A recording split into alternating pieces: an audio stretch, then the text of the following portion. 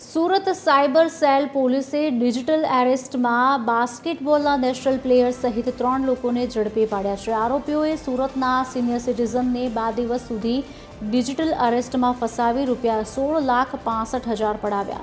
પોલીસે રાજુ પરમાર, કિશન પટેલ અને પરમવીરસિંહને ભાવનગરથી દબોચ્યા હતા. આ ઘટનામાં પરમવીરસિંહ, જે પોતે બાસ્કેટબોલમાં નેશનલ પ્લેયર છે, જેઓ સતત 6 વર્ષ સુધી અંડર-19માં રમી ચૂક્યો છે. પોલીસે આરોપીઓ પાસેથી અલગ અલગ બેંકના 15 ડેબિટ કાર્ડ, 4 બેંકની પાસબુક, 11 બેંકની ચેકબુક એમ કુલ ₹1 લાખથી વધુનો મુદ્દામાલ જપ્ત કર્યો છે. આરોપીઓ વિરુદ્ધ આખા દેશમાં કુલ 40 ડિજિટલ એરેસ્ટના ગુના નોંધાયા છે.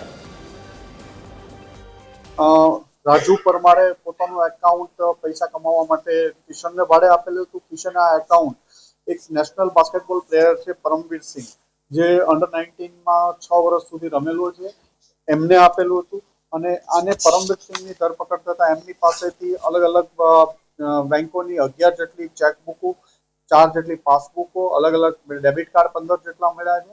અને આ એકાઉન્ટ્સ ઉપર અત્યાર સુધી વેરીફાઈ કરતા 40થી વધુ NCCRP પોર્ટલ ઉપર ફરિયાદ છે.